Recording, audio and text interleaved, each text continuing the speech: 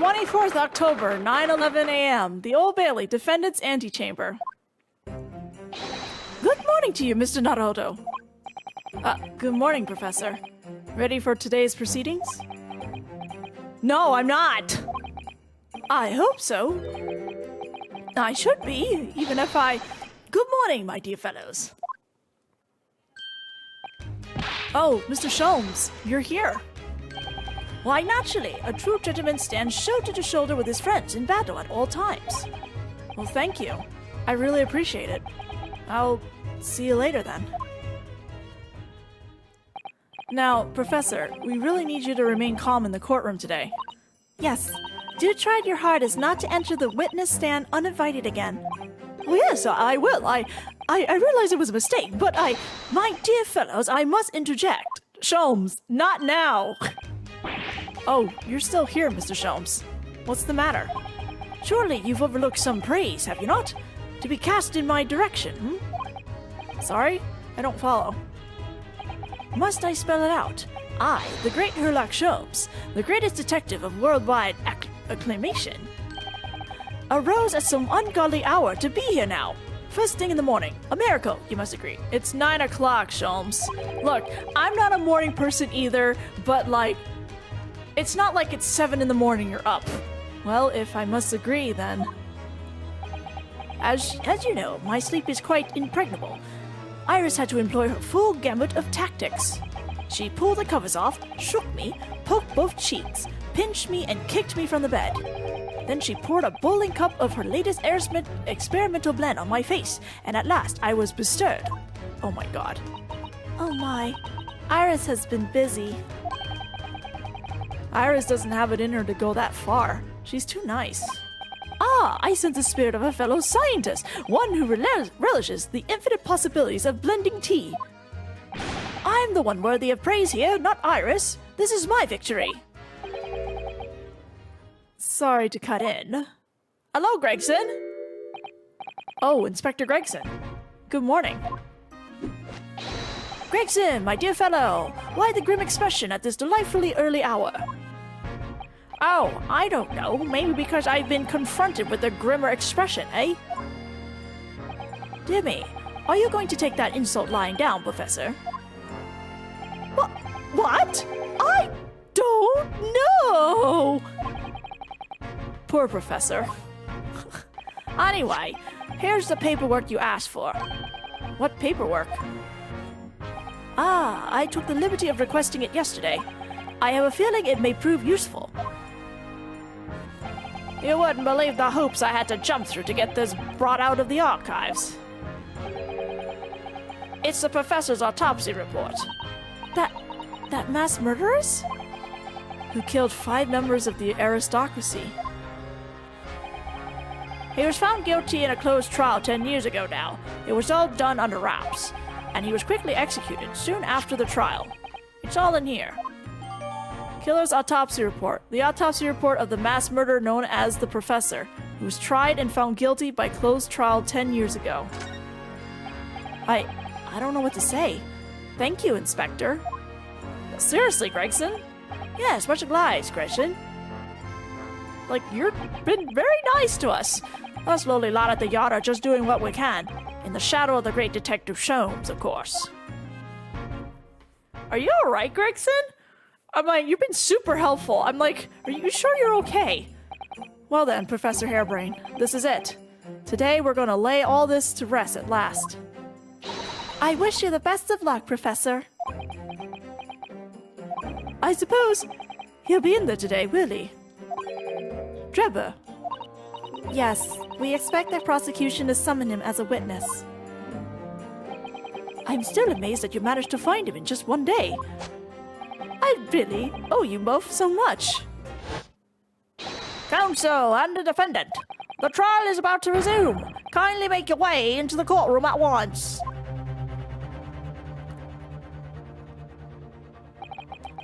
This is it then. The final chapter. Funny, my heart's racing a little. I've not felt this before, actually. This strange foreboding. As if something's going to happen in this trial that I'm not ready for. But I can't let that distract me from the only thing that really matters. Finding the truth.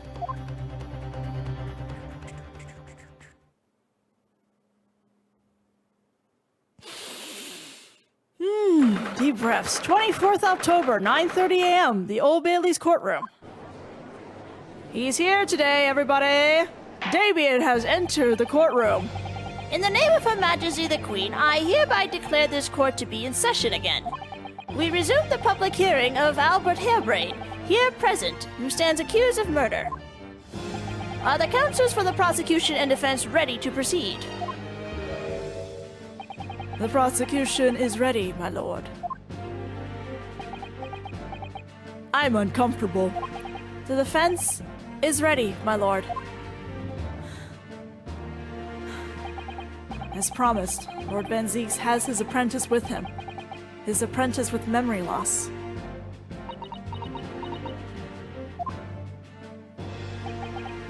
If I may, Lord Van Zieks.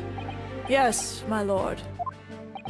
There appears to be someone standing at your side. Yes. My apprentice and assistant. The prosecution believes today's proceedings will see the complexity of this case rise considerably. Oh god, here we go. Apprentice! Downgraded to be a bottle opener! I therefore instructed my assistant to ensure the smooth running of the trial. And the smooth running of liquid refreshments, by the looks of it. The way he holds himself, the way he moves. It couldn't be anyone else. But he's still suffering from amnesia, so there's really nothing we can do at the moment. I know, but... oh, this is so very hard. I know! We have to get through this, Isato! I'm with you, man! It would appear the prosecution has done a fine job in responding to the demands of the court made yesterday. I understand you have successfully secured the engineer who disappeared from the scene on the day in question. Yes, my lord. I intend to call him as a witness shortly. Very good, very good. Now then, ladies and gentlemen of the jury, who have been chosen at random to represent the will of the people in this courtroom today, are you ready and willing to proceed? Of course, my lord. I'm sure we'll all understand the importance of doing our civic duty. I do so despise deception and deceit. I find it so very wearing. To take a man's life with a conjuring trick, it is against the magician's code, not to mention the law. Any fake scientist should feel the wrath of God, if you ask me. We have to listen to what's said on both sides' defense and, then settle on one. That's it, isn't it? Wasn't like this in my day. Wasn't like this at all. Rumble, rumble, rumble. This guy's a grumbling. Back in my day! And if all parties are ready to proceed, you may begin, Lord Van Zieks. Before I do, my lord, there is a report I must read to the court. Damien? Yes, I'm sorry. This is so much. Yesterday, at the Great Exhibition Grounds, the evidence of the primary importance in this case. The super high voltage instantaneous kinesis machine, which was installed on the experimentation stage, was deliberately destroyed in an explosion affected by an unknown person or persons. Fragilities, I see that you followed me. The note didn't go up, but thank you.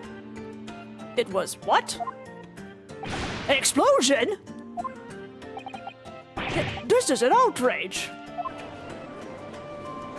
Has been going to honor the star. Just imagining this masked guy running up to Starbucks trying to order a drink. Actually, no. He'd probably just give the person a piece of paper. Yes, I heard this grave news yesterday. Scotland Yard submitted a report to my office in the evening. I read that the machine was blasted to smithers, and the records reduced to ashes in the flames. I have here a photographic print of the scene, taken in the wake of the explosion. It shows what little remains of the machine. Yes, a terrible business.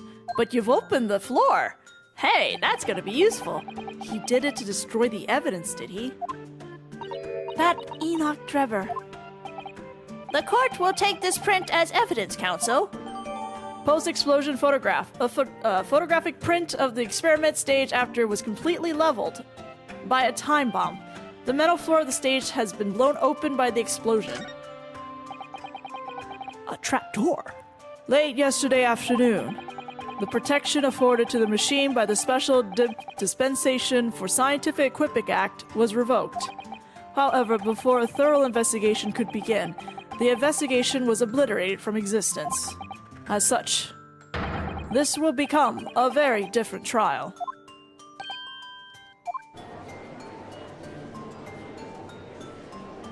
Boom.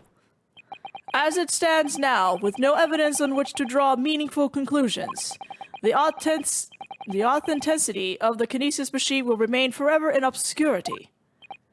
Indeed. A most unfortunate state of affairs.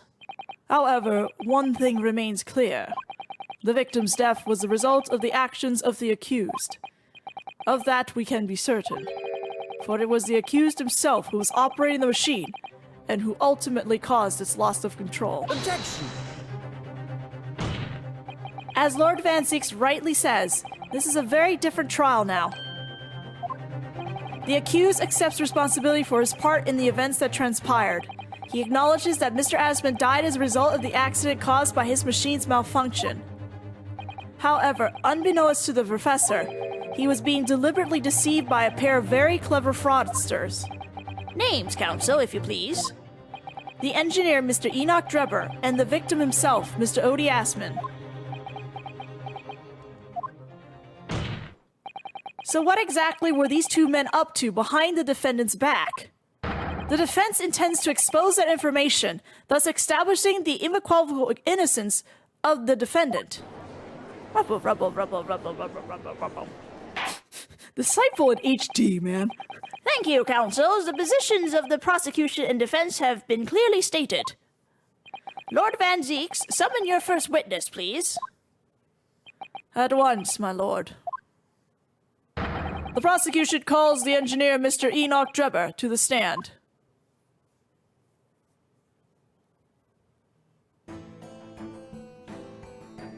State your name and occupation for the court. Name, Enoch Drebber. Occupation. Hard to pin down, I would say. See that black monocle? Yes, why do I feel as though I've seen it somewhere before? Oh, you too. I had exactly the same feeling myself. Your file indicates that you are currently being investigated in connection with another case. The theft of a waxwork model, is it? A most extraordinary sounding business. But that has no bearing on this trial, I assure you. Cleave it from your mind. Oh, it has bearing! You're familiar with the public experiment carried out at the Great Exhibition some days ago. The accused super high voltage instantaneous kinesis demonstration. Yes, you could say that. I am aware of it. There was a terrible accident, wasn't there?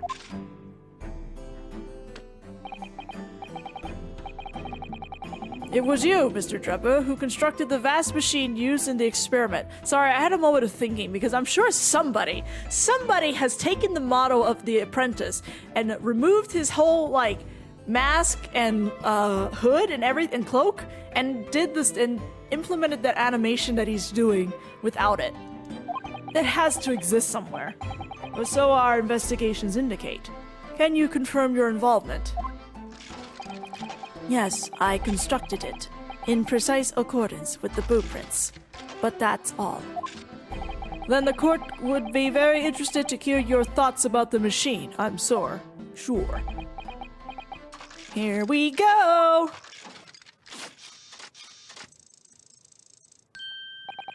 An amazing device, if you ask me. The pinnacle of modern science, making instantaneous kinesis a reality at last. What? Good gracious. Do you mean to say that the experiment was bona fide? Is that your belief, sir?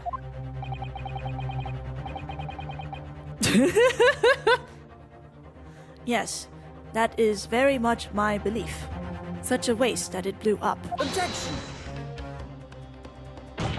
But we've already established the machine was nothing more than a prop for an elaborate conjuring trick. Objection! You've established nothing of the sort. All that was shown during yesterday's proceedings is that the same outcome could have been produced by means of stage trickery. The defense merely proposed a method and demonstrated its feasibility, nothing more. But... We've procrastinated long enough, I feel. Witness, you will now give your formal testimony about the machine that you constructed for the purpose of the demonstration at the Great Exhibition. Understood.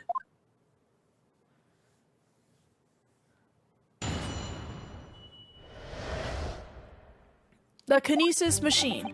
I met the young professor approximately 1 year ago through Mr. Aspen's introduction.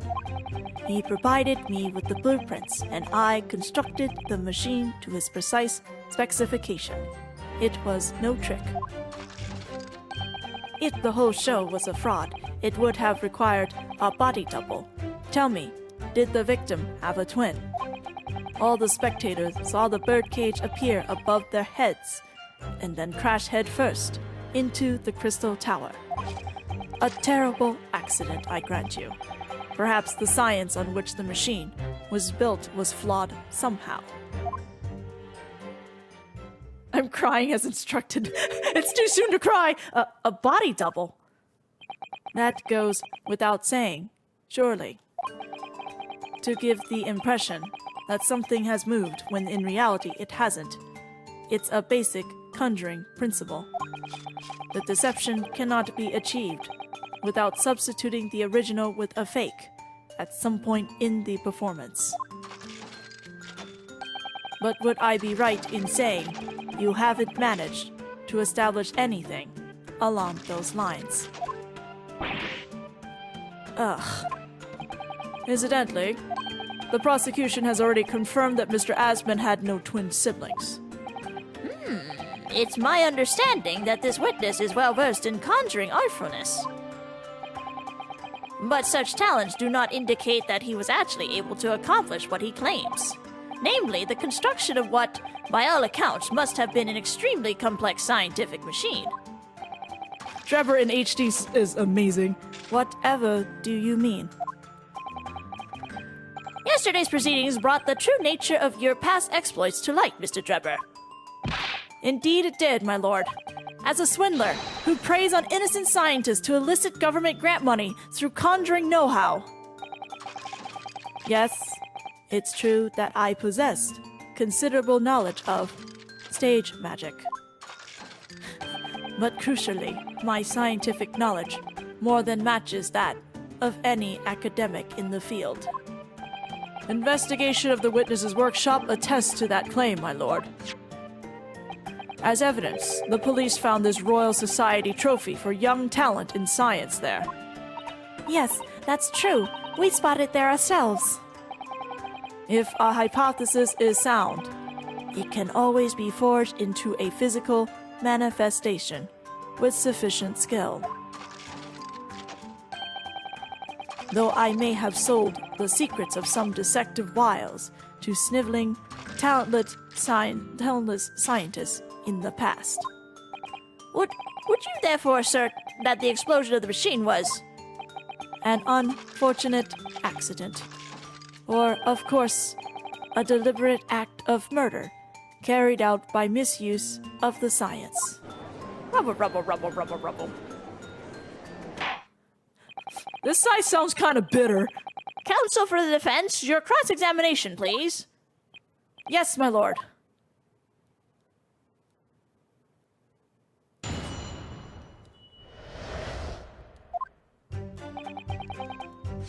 Alright, I got some new evidence. Let's look at them.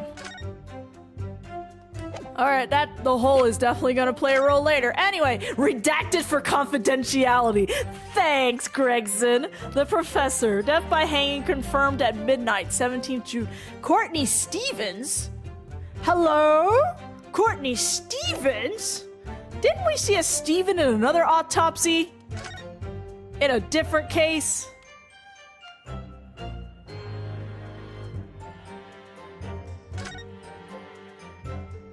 This lock does look very strong, doesn't it? There's definitely no way you could remove the mask yourself if it was put on you.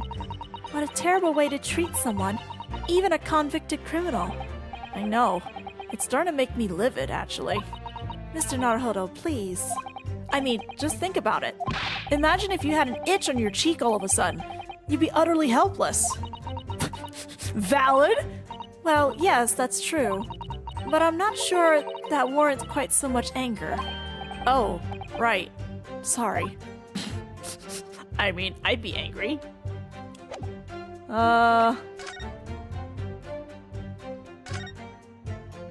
There's a little metal plaque here. Look.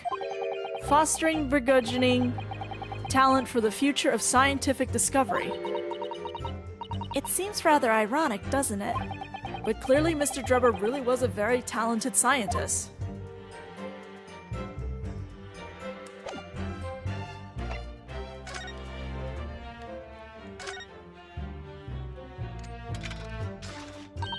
Woo! Hello!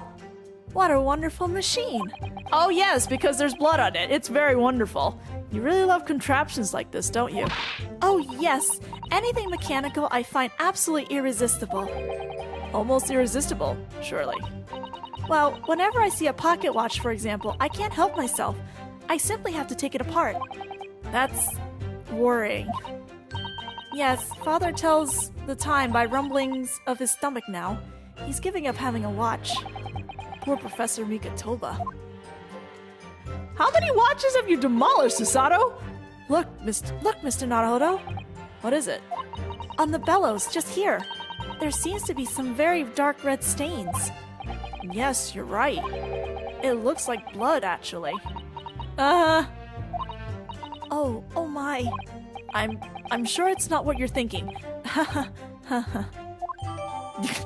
Yeah, sure. When the lens is extended, dark staining is visible on the bellows.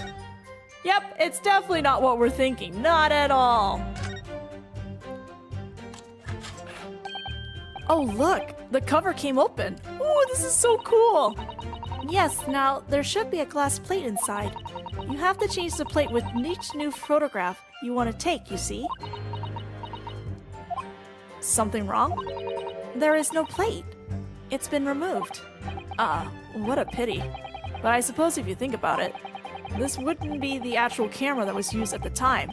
Just like the waxwork isn't the actual person. Are you sure? Where did that blood come from then? So we never have found a photographic print of the executed convict coming back to life anyway. Oh, yes, you're quite right, of course. Poor Susato-san. She looks devastated. The victim was stuffed inside a camera. How do you fit anyone in this camera? Okay, is that it? That's it.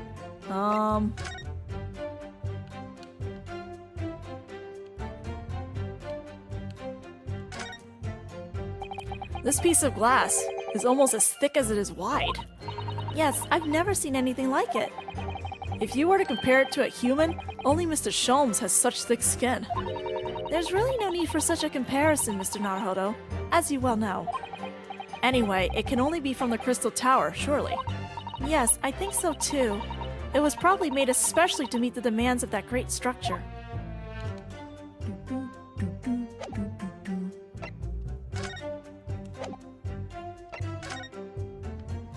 I have a lot of things to get through, so I'm gonna get through them all. Look here, Miss Susato. Oh yes, the wood's cracked and broken a little. I suppose because it fell from such a height. Yes, from the height at which the balloon was flying, down into the Crystal Tower below. A fall of about 30 feet, or 9 meters. Leaving the man inside tragically dead. Gee, I wonder what else is also 30 feet high. It crashed down with the victim inside into the Crystal Tower, causing damage to its base. Okay.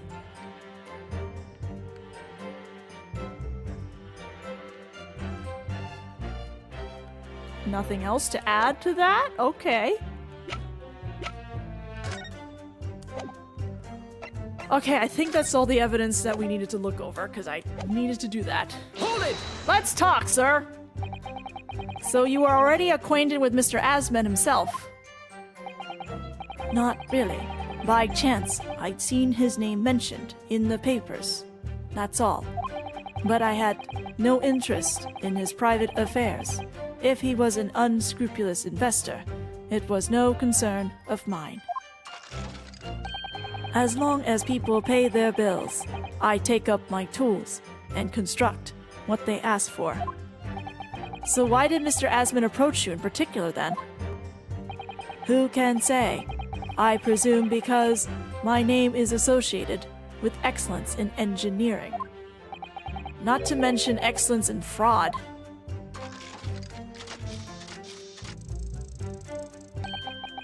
Hard to gauge, but the point is, all I did was construct the machine according to the blueprints I was given.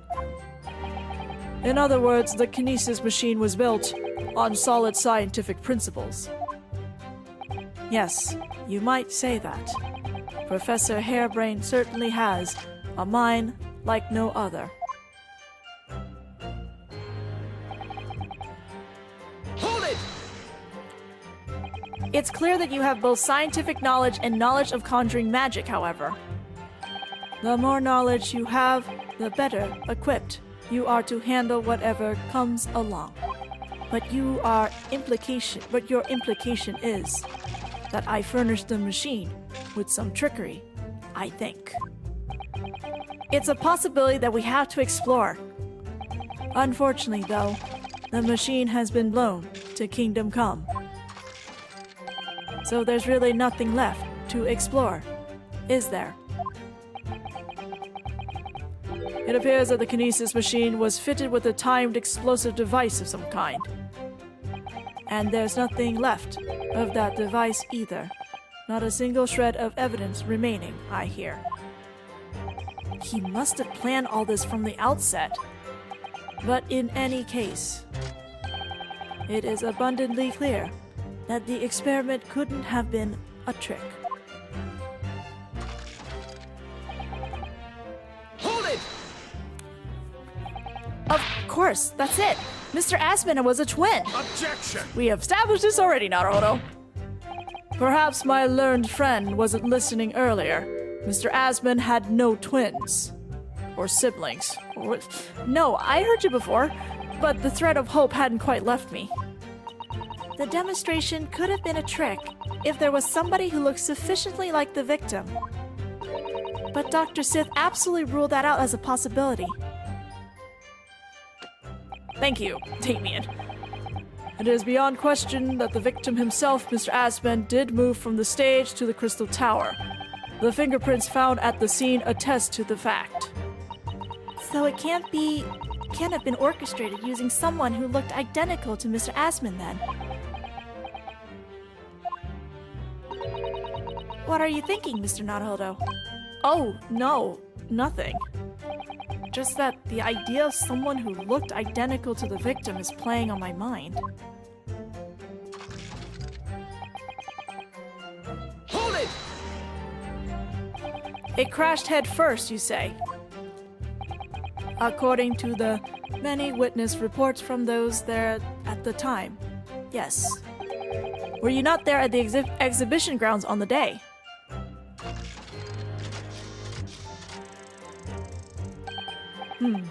Unlikely. I rarely leave my workshop. Bullshit. Yet another of your unique inventions was found at the scene.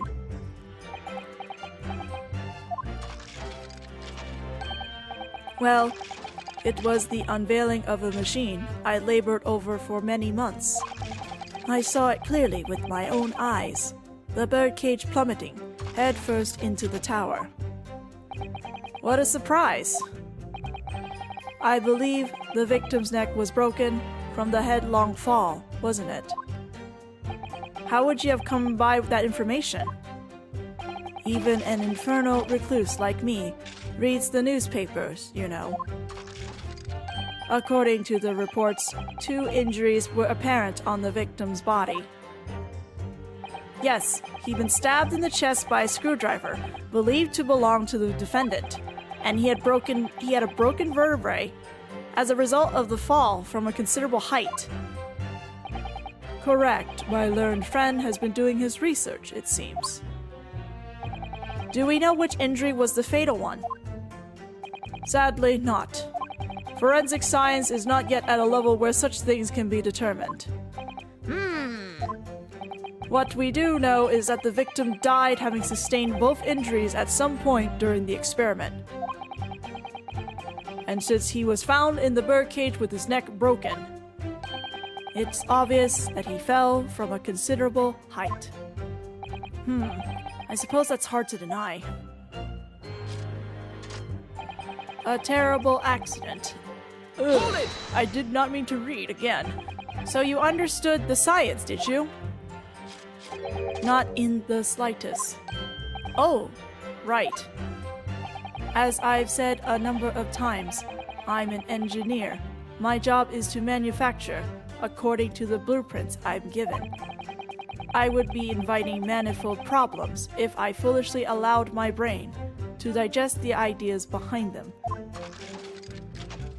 I could be accused of stealing those ideas, for example. But how is it possible to construct a machine without really understanding the principle it relies on?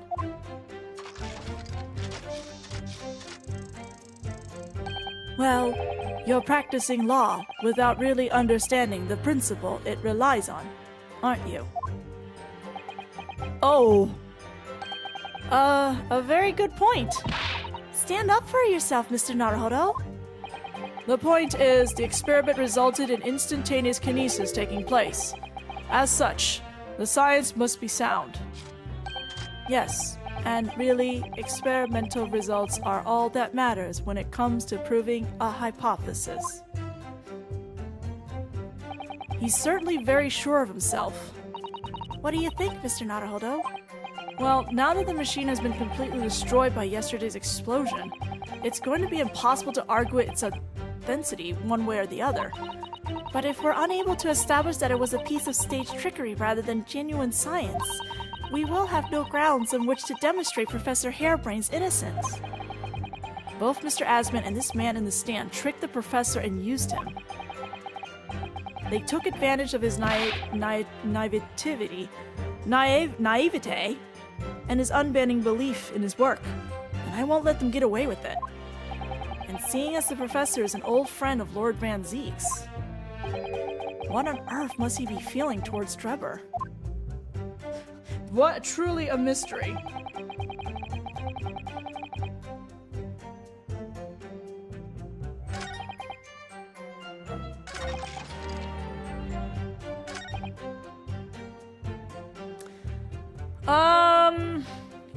No, the cage did not crash head first. Objection! We've examined the bird cage that crashed into the Crystal Tower ourselves. As you can see, the cage, which is wooden construction, has sustained damage in one particular spot. Following the explosion, it fell some 30 feet into the glass of the Crystal Tower. That level of damage is to be expected, surely. I agree. The damage itself is entirely understandable. What doesn't make sense is the location of the damage. Boom.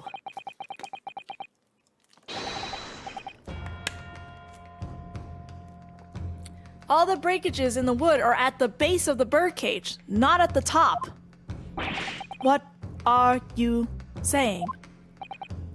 That's the opposite of where they should be. That's right, my lord. The birdcage that was at the scene is damaged at its base. So we have reports of the birdcage falling headlong into the Crystal Tower, yet the damage is at the bottom. The only way to reconcile these two facts is to accept that there were two birdcages in play that day, which were at some point switched. Switched during what wasn't a scientific experiment at all, but an elaborate piece of stage trickery.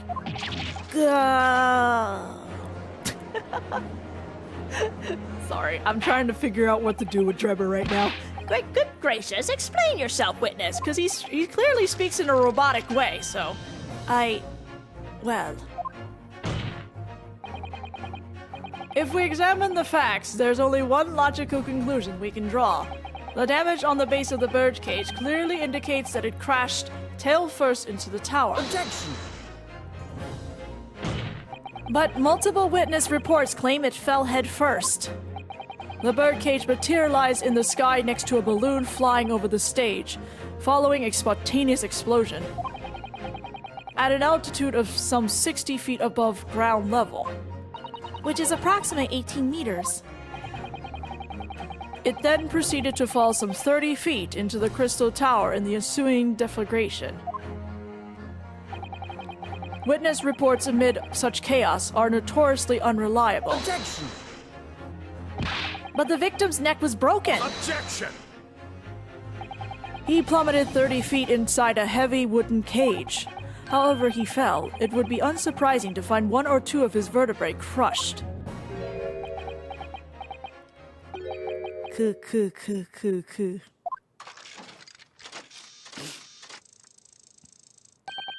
A riveting scientific analysis of events from the prosecution there. Though to be more rigorous, you would have to say it was only one vertebrae, actually. His theme, let's go! Bum bum bum bum. He wasn't quiet for long. I find it hard to see what's motivating Lord Van Zieks. This witness is clearly a swindler, and one who deceived a personal friend of his. If you're going to establish this deception, do it right. Sorry? I feel like that's the undertone here. Yes. And there is one more point the defense appears to have forgotten. It obviously wasn't a trick, as a certain truth very plainly demonstrates. What? It seems to me that the cross-examination had better continue until we resolve this matter. Mr. Drebber, you will amend your testimony with details of this truth. Of course, we must treat the matter scientifically, after all.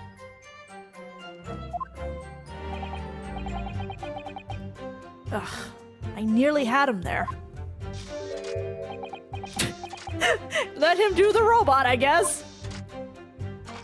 Sir, the kinesis clearly took place because there's nowhere else 30 feet high for the birdcage to have fallen from. Are you sure? Am I showing the crime scene photo or something? What do you mean? Well, before the demonstration began, the victim was alive on stage, in front of the audience.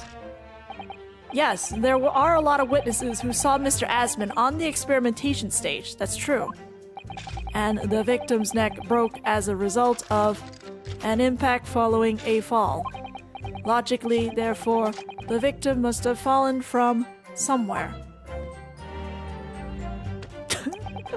The balloon that exploded was at an altitude of 60 feet. The point of impact on the tower was 30 feet up. That difference of 30 feet is therefore the total distance the birdcage fell.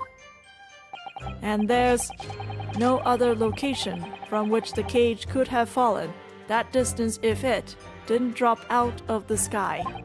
Ergo, the victim himself must have been beamed from the stage into the sky above the crystal tower.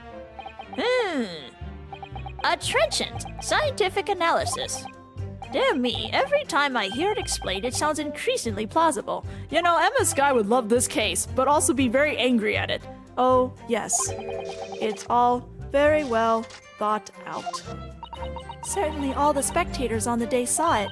The birdcage plummeting 30 feet through the air, I mean. Irritatingly, yes. Okay, we can answer this problem. Question is, what am I presenting exactly? Do I show the sketch, or do I show the crime scene photograph?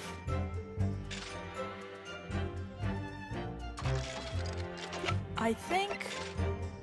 Objection! Okay. This is a diagram of the experimentation stage and its surroundings.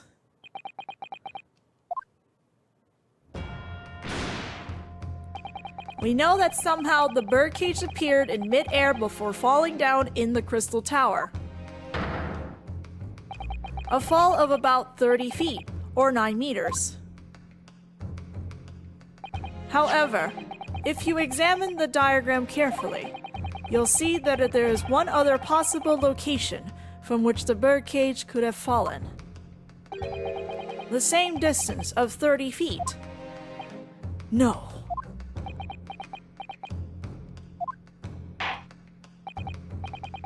Well, it appears the defense has a possible explanation to put forward.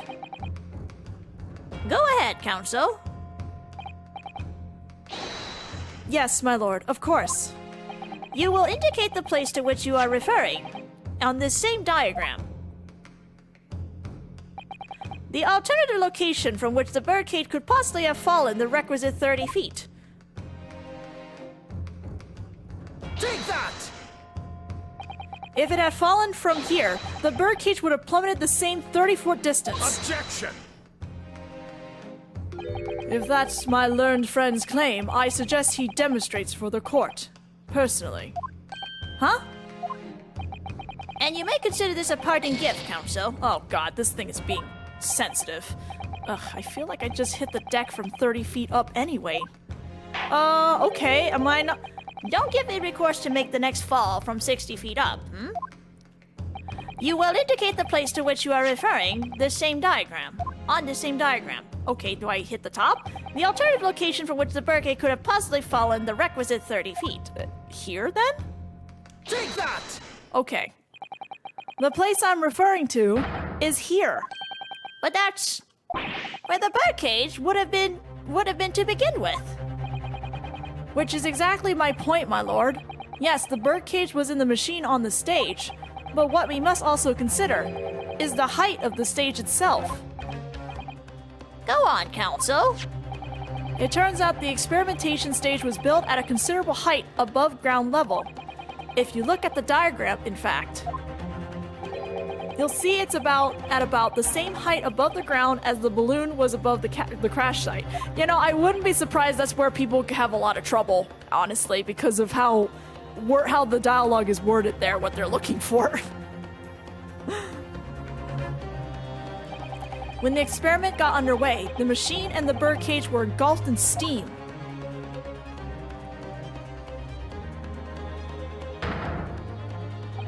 At that moment, the floor of the stage gave way, and if we assume there to be a void underneath, this birdcage, and the one seen by the audience, would have fallen almost exactly the same distance.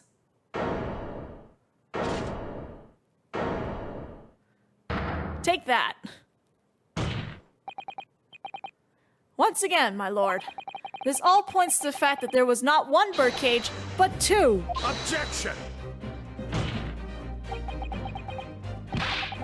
My learned friend has no evidence that the stage had such a contrivance in this design. It was a real place. Just look up the Great Exhibition of London. It'll come up. Someone is responsible for the criminal destruction of the kinesics machine itself, it's true. However, the stage still stands. And take a moment to look at the photographic print of the scene following yesterday's explosion. Like, I know Enoch was trying to sabotage evidence, but he kind of revealed some evidence for us. Good lord, the metal grill that formed the floor of the machine is undone. Yes, most likely blown open by the force of the explosion that destroyed the rest of the machine. The defense calls for the space below the stage to be investigated immediately.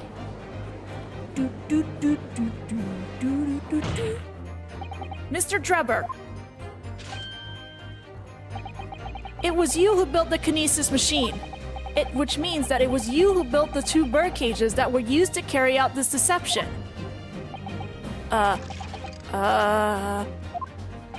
Whether Professor Harebrain's hypothesis is sound or not makes no difference, because it's the construction of this machine that matters. A machine designed to take Mr. Asmund's life and lay the blame firmly at the professor's door. Something that could only have been carried out by you, Mr. Enoch Drebber.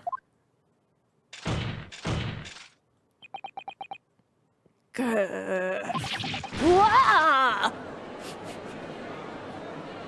Objection! I'm sorry. Every time Damien does something, I am not going to be able to not laugh because this is so much. It's so extra. If my learned friend has reached the end of his wild assertions, the prosecution would like to crush the defense's argument slowly, but surely. Oh no. What? Your argument fails to hold water. On 2 counts. 2?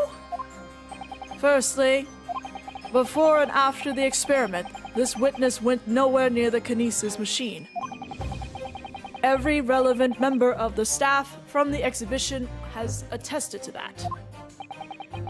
And I believe members of Scotland Yard have also been on watch duty at every public experiment.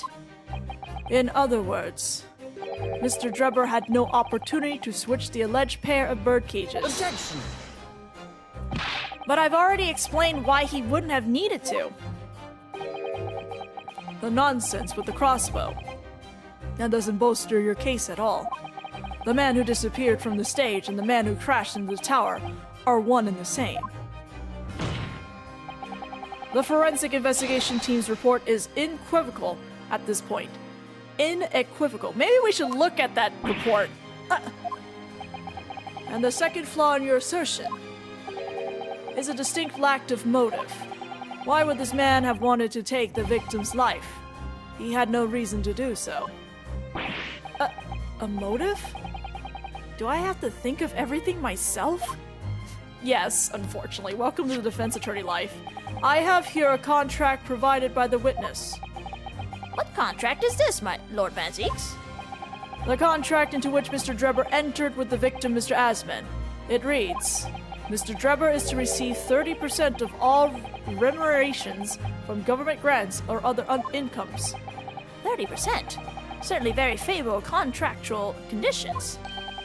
But there is one very important provision bolted onto that clause. What provision? Mr. Drebber may only uphold this right on condition that both contracting parties are alive.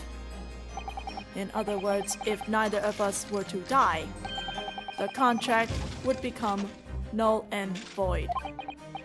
As you see, I had nothing to gain from Mr. Asman's death. The diametric opposite, in fact. Need I say more? The witness had neither an opportunity nor reason to commit the alleged crime. In short, the possibility of Mr. Drebber having done as you suggest, is nil. Wah! I don't know. We might have to look at the report again, sir. It seems the defense assertions was somewhat wide of the mark. Lord Van Zeeks, you will submit the contract as evidence, please. Drebber's contract. The contract between Mr. Asman and Drebber, detailing the terms by which they would profit from the kinesis experiment. It's true. If Drebber had no opportunity to switch the birdcage under the stage with the one in the crystal tower, he couldn't have done it. And in any case, I have no idea what his motive might have been. There is one aspect of your argument that still holds true, however. There were 2 bird cages. The prosecution is unable to deny that. So I'm sure you're on the right lines, Mr. Naruto. And I've no doubt there are other aspects of your assertion that are undeniable truths too. Well, it would seem that the defense has no rejoinder to offer.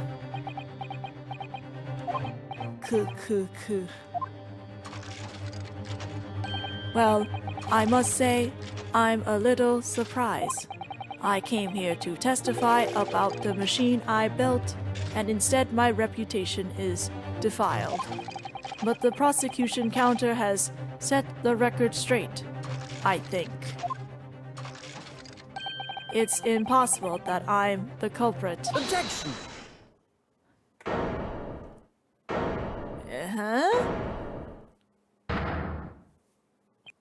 At the beginning of this trial, we believed that there was only one birdcage.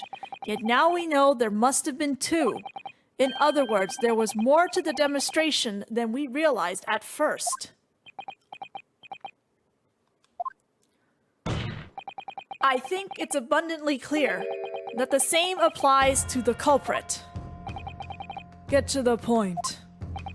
The stage demonstration was constructed and set up in its entirety by you, Mr. Drebber. Therefore, it's inconceivable that you had no hand in the events that transpired. If circumstances mean it's impossible that you could have carried out the crime yourself, it points to the fact that someone else was involved. Someone else? Counsel, are you suggesting... Yes, my lord. Mr. Drebber had an accomplice. Objection! An accomplice now. Well then, I presume you're prepared for what's to come. Now that you're accusing not only this witness, but someone else of the most serious of crimes. If these accusations turn out to be false, then make no mistake. The prosecution will demand an equally serious punishment for your slander. Well, counsel, do you intend to pursue this course and formally accuse another party of involvement in this matter? What do I do here? At the moment, this is little more than a hunch on my part. I don't know for sure if Drebber had an accomplice, or even if he really is the culprit here. One way or another, though, I have to make my position clear, as a lawyer. So what's my stance going to be? Did Drebber have an accomplice or not?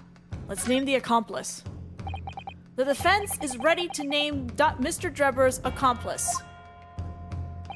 Somehow, the two bird cages must have been switched. Everything points to that. Yet according to the coroner's report, that's not a possibility. But that inconsistency itself is a clue. Counsel? My lord? You have received a stock warning already. If you are nevertheless determined, then I must now ask you to identify this alleged accomplice by name. So, your answer, please. Who do you claim to have been Mr. Drebber's accomplice? Sith. Take that! The name of the person in question is... What's wrong, my Nipponese friend? Surely fear doesn't bind your tongue now. It's a little late for that. Of course I'm afraid. After all, naming her in this capacity is definitely going to make waves. A lot of waves. I could very well turn every single person in this courtroom against me. I'm sure it will be all right, Mr. Naruhodo.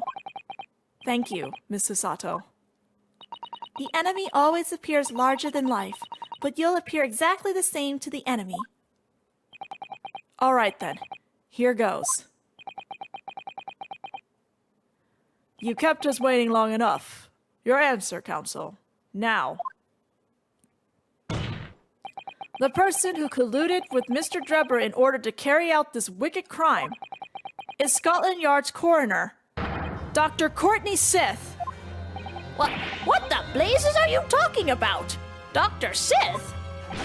The head of the forensic team, and the coroner who conducted the autopsy on the victim.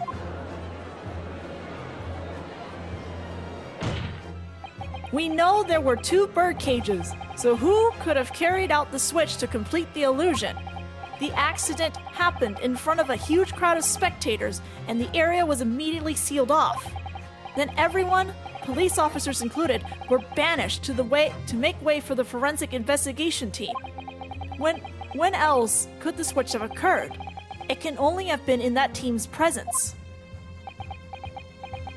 Surfer Sith, it's essential that the court determines exactly what happened following the incident. The defense demands that Dr. Sith be summoned to the witness stand at once to testify.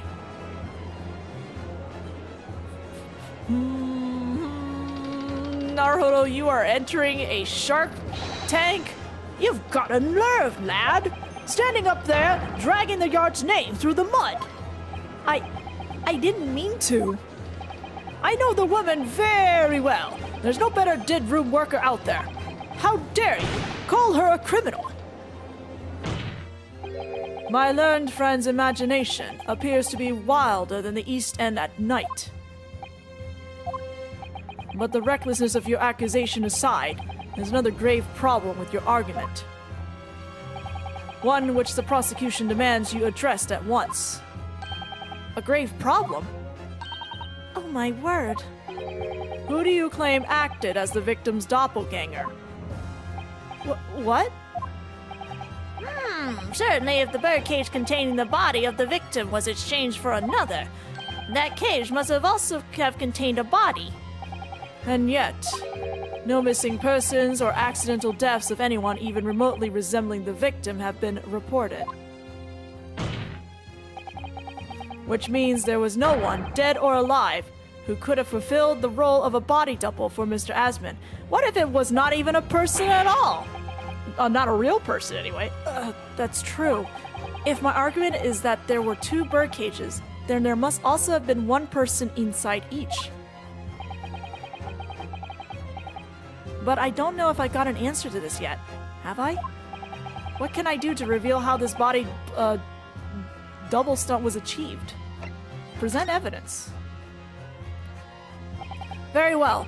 The defense will address my learned friend's concern by presenting evidence that reveals the true nature of Mr. Asman's body double. Good gracious, evidence? I do hope this isn't filibustering, counsel. The court is expecting a name. If you think you have relevant evidence, present it now.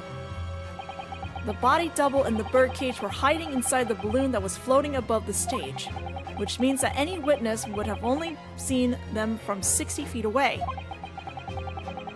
I know, right? Full-on Illuminati here. So who was it that appeared out of that explosion some 18 meters above the spectators? Aha! The body double inside the second birdcage was... Take that! We know that the victim, Mr. Asman, was in the birdcage that was situated out inside the kinesis machine on stage, and therefore he couldn't have been inside the second birdcage. Instead, that contains something else. What's been described as a body double, which is what fell from the sky and crashed into the crystal tower. Yes, counsel, according to your somewhat elaborate version of events. Funny enough, a lot of people say that Herlock or Sherlock would probably believe that the Earth is flat. I've seen that theory run around. And that body double inside the second birdcage was in fact... Don't wonder your eyes now! It's alright, Mr. Naruhodo. You're ready for this. Just steel yourself and come out with it. Thank you, Mrs. Sato. I needed that. Come on, we got this! As I was saying, the body double inside the second birdcage was... as unbelievable as it may seem, that thing there. Who brought this in? Wait, how is that here? Hello? When did that get brought in?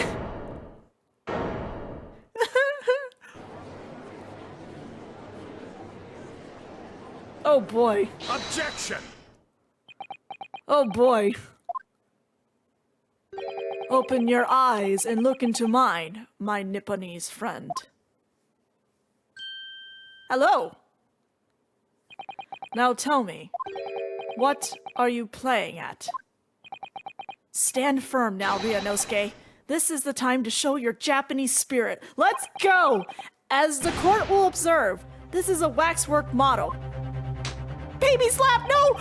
A model, in fact, of an infamous London murderer from 10 years ago. The professor. Objection! You started by indicting the leader of the forensic investigation team as an accomplice in this crime. And now you've moved on to indicting waxworks. Yes, that's about the size of it. But why? And why this waxwork? It looks nothing like the victim. In fact, it could hardly resemble him less. What possible justification can you give? If you want to know why, ask Mr. Drever. What? Just days before Professor Harebrain's performed his public demonstration, Mr. Drebber abducted this model from Madame Tuspel's. Did you say abducted? And 2 days after the incident at the Great Exhibition, he returned it to the museum. Then, the timing. Is this true, Mr. Drebber?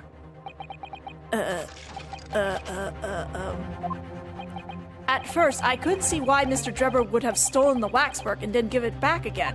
But now, the reason is clear.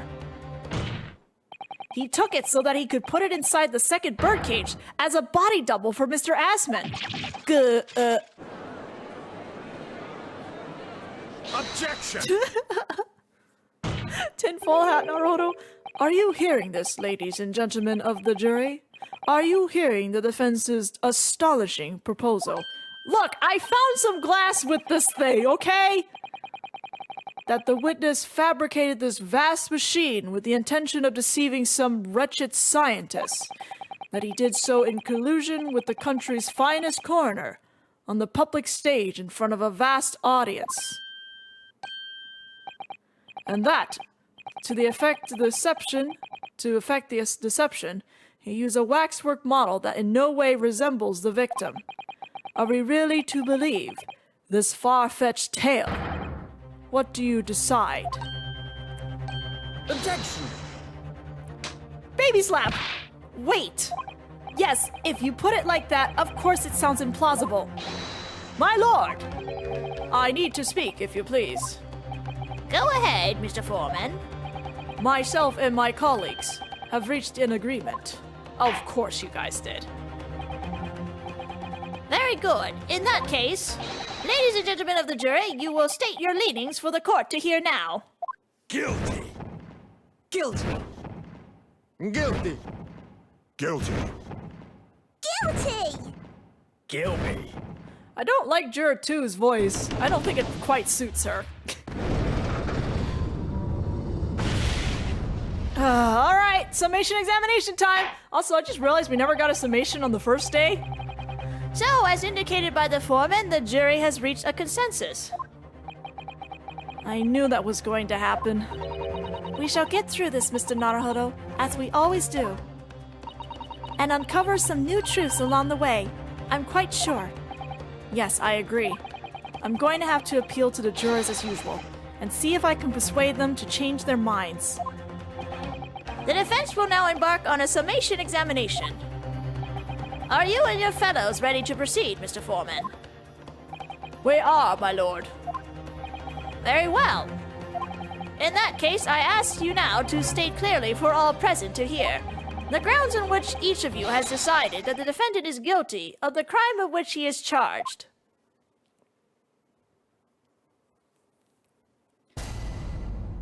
Let's go.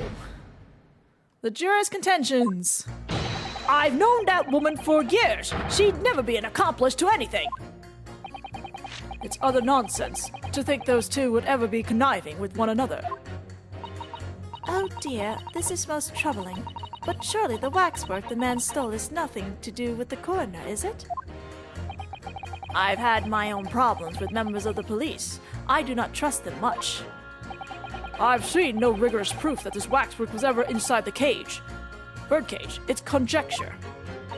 Accusing someone without right evidence? He's not proper job, is he? I won't have it. Who let the kid on there? I will continue to question this. Somewhat unsurprisingly, it seems the introduction of this waxwork model to the proceeding has polarized opinion. Given that its face is obscured and its build in no way resembles that of the victim. I can only applaud my learned friend's temerity at suggesting it as Mr. Asman's body double.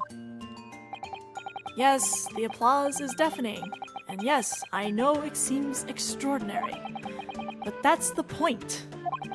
That's why I have a strong feeling it's actually a greater clue than anyone yet realizes. What are you thinking, Mr. Naruhodo? I can't explain why at the moment, but I feel as though there's a specific reason why it was used, why it had to be this model. Really? A reason why nothing else would do, you mean? Yes, and I'm convinced it's something far more significant than whether or not the model looked like the victim.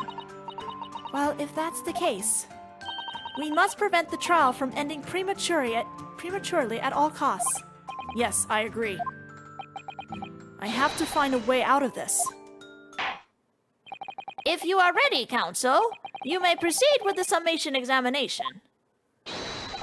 Yes, my lord. The audacity! Enoch just chilling in the background. I love how also we're starting with Juror 6. Hold it! The order of things seem to have changed around here for some reason. I'm a copper, lad. It's a copper's discretion to bend the rules sometimes, when needs must. What's wrong with that? There's a lot of things wrong with that. Where do I start? I've been working at the yard for 40-odd years. That's even more than I thought. We've only had a metropolitan police service in town for 70 years, you know. Of course, times have changed. The public didn't trust coppers back when I started. It was rough. We had to fight crime, and we had to fight to win the public's trust as well. And when we did, forensic science was in the infancy too, even more than it is now. And she spearheaded the revolution. Dr. Sif, you mean? That's right. About 10 years ago now it was, when I was still a youngish bobby on the beat. That's when she started making a name for herself as a top-class coroner.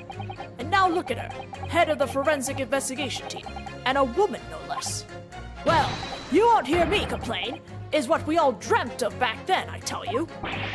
Could you tell me without holding that gun in the air? We're all out to uphold justice, lad. Full of vim we were, full of vim. That's coming across loud and clear.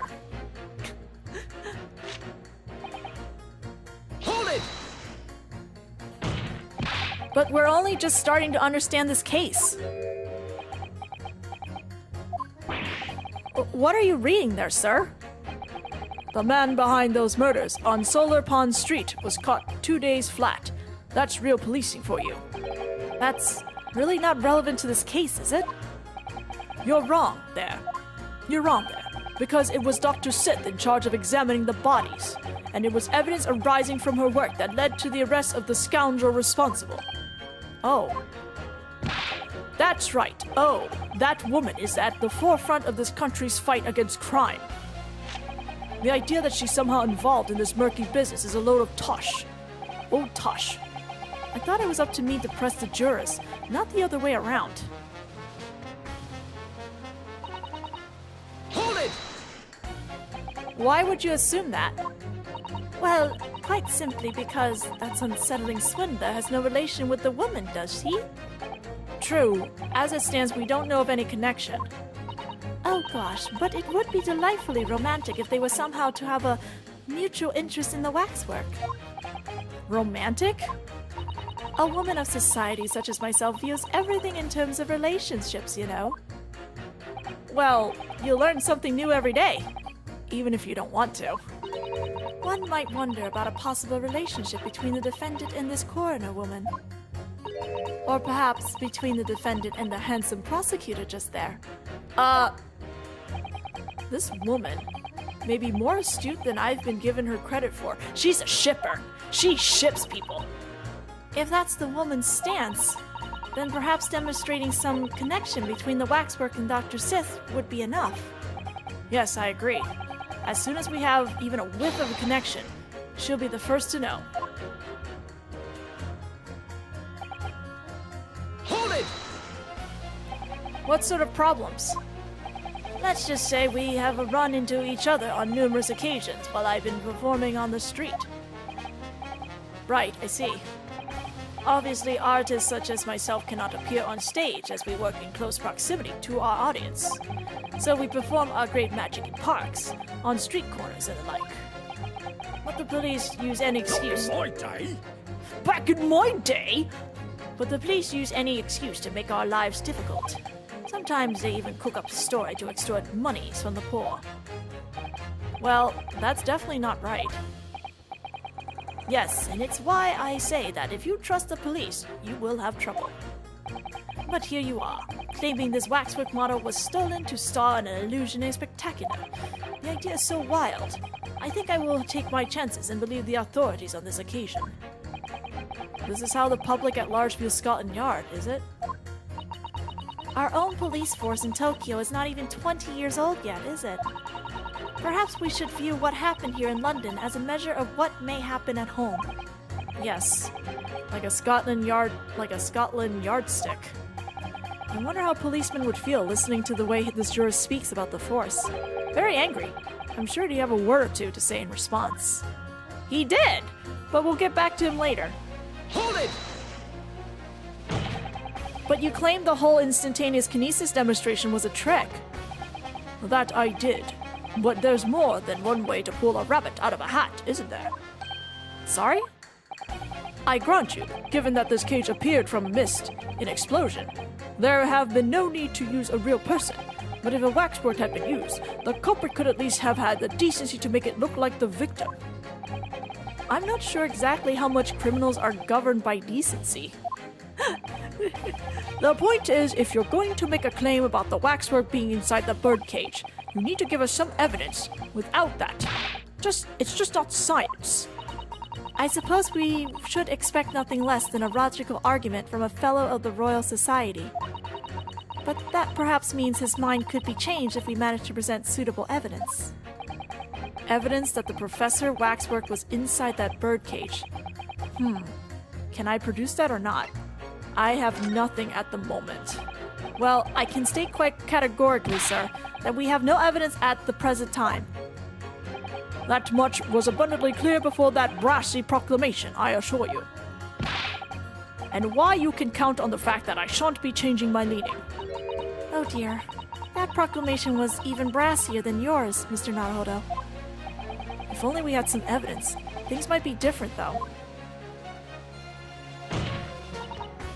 Hold it!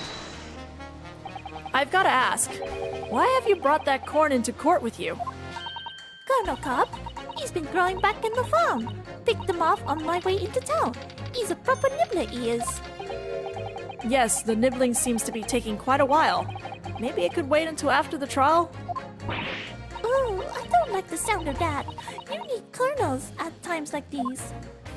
Whenever I somewhat big to decide, the colonels always point me in the right directions, you see? You're talking about your cob of corn? Nibble, nibble, guilty bubble. Nibble, not guilty out. Nibble, nubble, guilty bubble.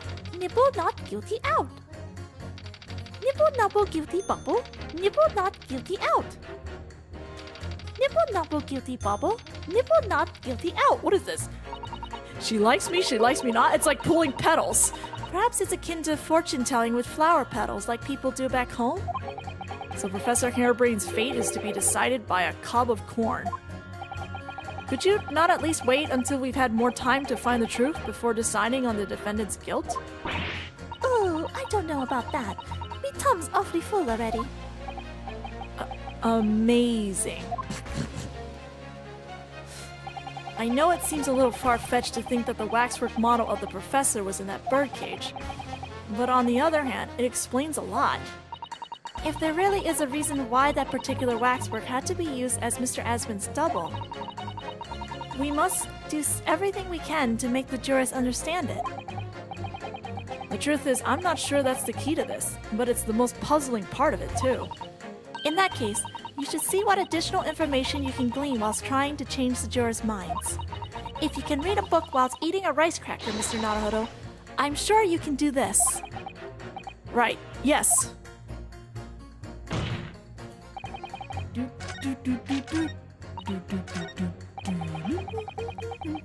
Hold it!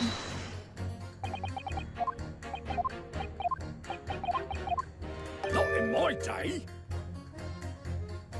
Excuse me. Do you have something to say in response to that, Mr. Ottermole? Who are you calling a mass murderer? Oh, sorry, my mistake. I got confused because I heard you look like him. I don't look anything like the man! You want to be locked up, Sonny? Thanks, Mr. Sholmes.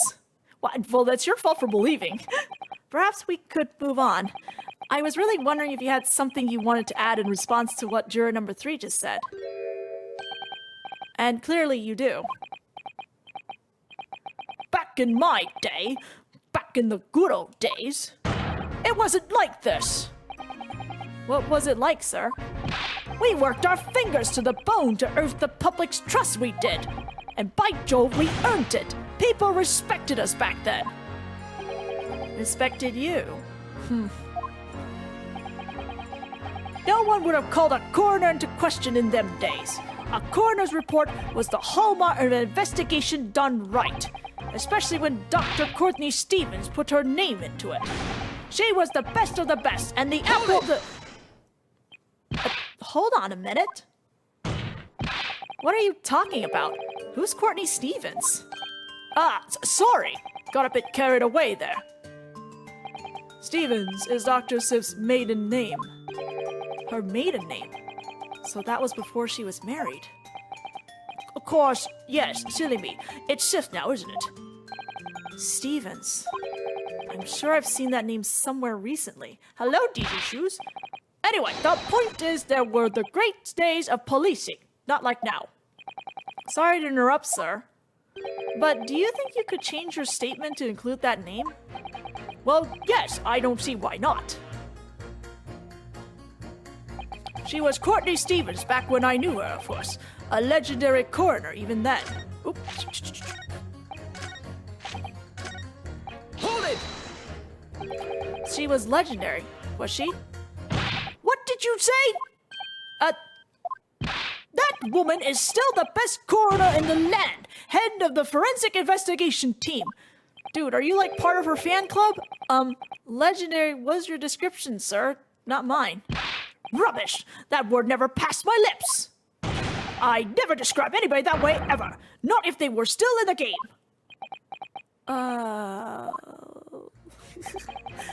I think the point you're trying to make is that Dr. Sif is an extremely talented coroner. Would that be fair? It would. If it weren't for the fact that you're trying to drag that legendary woman's reputation through the mud. I'm gonna pretend I didn't hear that legendary.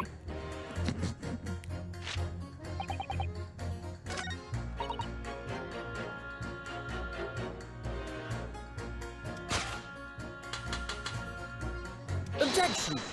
Let's get this. Those two statements clearly contradict each other. Good gracious! To whose statement do you refer, counsel? So, juror number 2. Oh, gosh, me? What can I do for you? I presume that you heard what juror number 6 said in his statement. It brought to light the maiden name of the coroner, Dr. Sith, which in turn has revealed a connection that wasn't apparent before. Well, naturally, as a woman of society, I find such connections and relationships irresistible. But oh golly, I'm afraid I fail to see what you mean. Dr. Sif's maiden name is Stevens, and through that name, the coroner is very definitely linked to the waxwork of the killer. The defense has evidence to prove it. My goodness, evidence, you say? How utterly enthralling. This juror is very easily amused. And she seems kind of reasonable. Counsel, the court cannot overlook that last remark. I very much hope there is substance to your claim. Of course, my lord. I would ask the court to look at this. The evidence that clearly links Dr. Sif to the mass murderer known as the Professor. Take that! I have here a certain autopsy report from 10 years ago. A 10-year autopsy report? What relevance does that have? It is, of course, from the autopsy of the person portrayed in the waxwork, the killer known as the Professor. Van Ziek is just like, what the hell? Why are we talking about this man, this murderer right now? The Professors? But the man was a capital offender, so... That's right. This is the certification of death that was drawn up after the convict's execution. The identity of the killer was never made public, so the report gives few details. But what's important is the name of the coroner who wrote it. Courtney Stevens. Oh my, Courtney Stevens. Strike a light! It appears that the professor's autopsy was conducted by Dr. Sith 10 years ago. And a few days ago, Mr. Drebber very deliberately stole the waxwork of the professor from Madame Tuspel's. Exactly. That's how he feels right now. A waxwork that doesn't in fact resemble the victim, Mr. Asman, at all. And do you suppose there's some unsavory relationship between those events? Absolutely. I'm sure of it.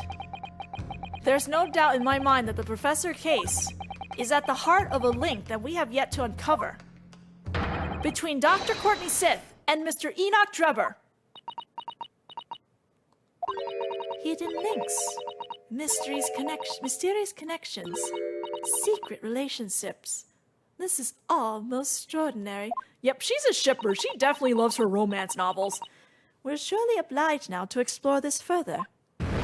Thanks, Juror 2. You're cool.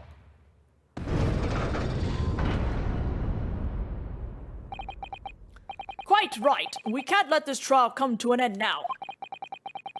Well, not while there's this cloud of suspicion hanging over the yard's best coroner. It wasn't like this in my day, but we're still here to uphold justice in the end. Boing.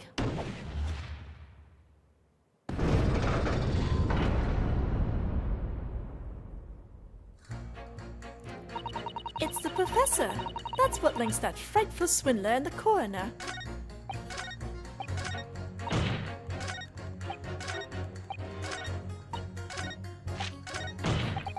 If a yard coroner's under suspicion, then we're not done here yet, are we? Clearly.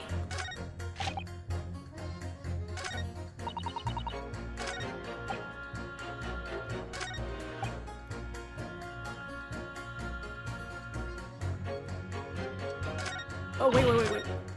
Hold it!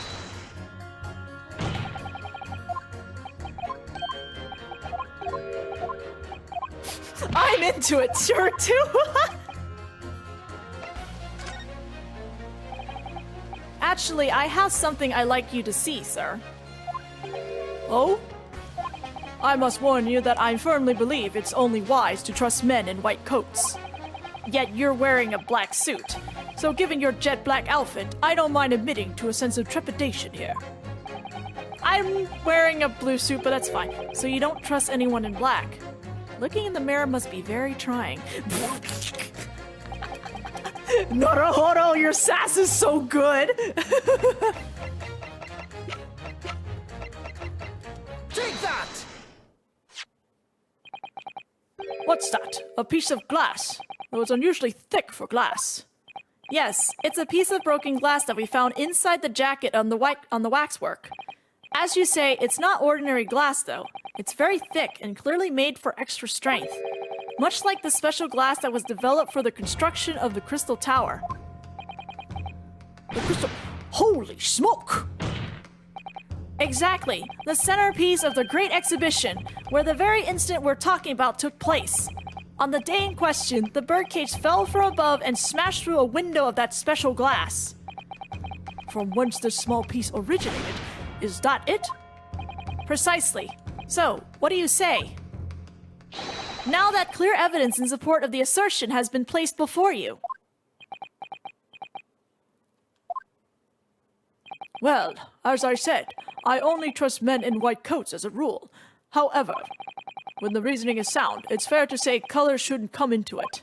In light of what you've shown me here, yes, I feel obliged to change my position on the matter.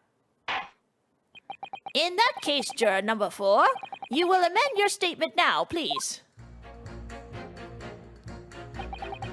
The presence of that piece of glass leaves me in a little doubt that the waxwork was indeed inside the birdcage. Hold it! Thank you for reconsidering your position, sir. Your words are misplaced, boy. My opinion is governed by logic and science and nothing else. Yes, science is where you should direct your words of gratitude.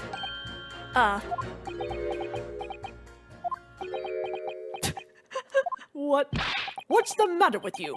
Too good to say some words of thanks to the mother of all academic subjects? What is it about scientists, honestly?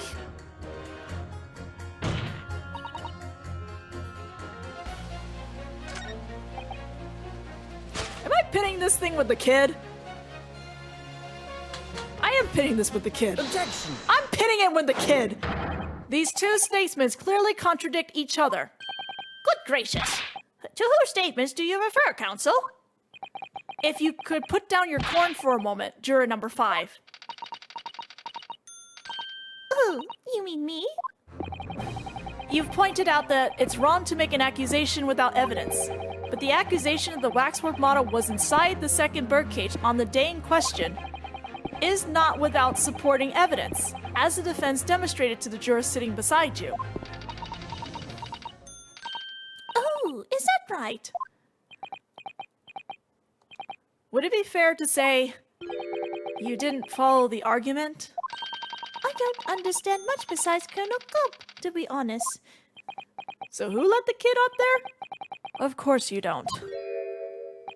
If I could interject here. Please do, sir.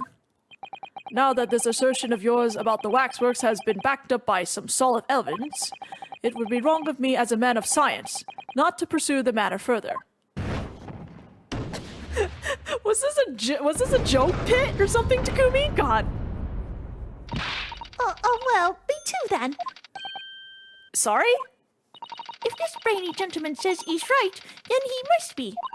See, I wouldn't dream of going against Colonel Cobb or anyone who's got stuffing between the ears. This is amazing. No, that's horrible. Success, if you can call it that. It's something, Naruhodo. It's definitely something. Thank you, counsel. That will do. As a result of the summation examination, the jury's overall leaning has changed.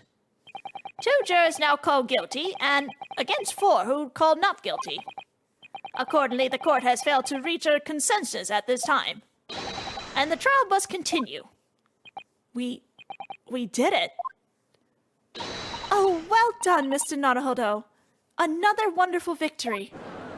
Rubble, rubble, rubble, rubble, rubble, rubble, rubble. Well then. A waxwork of the despicable professor uses a body double for the victim in this quite extraordinary case. I must say it's extremely hard to believe the assertion could possibly be true. However, it would appear that it does at least warrant further investigation. It's the waxwork of the professor that links Mr. Drebber and Dr. Sith. And I'm convinced that there's a special significance to that link. I don't know what you're hoping to prove, lad. I really don't. The truth, sir, by using evidence and testimony. If the court is to delve deeper into the alleged involvement of the waxwork in this case, then the prosecution calls for the owner of the model to be summoned as a witness. The owner?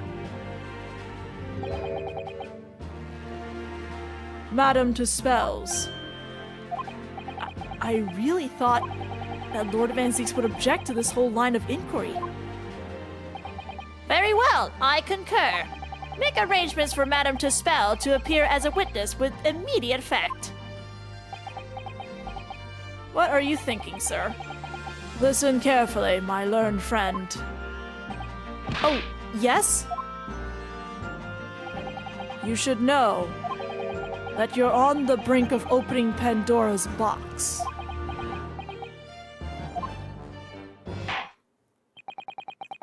Thanks for the warning. I don't think it's gonna matter at this point. The court shall now adjourn for 45 minutes.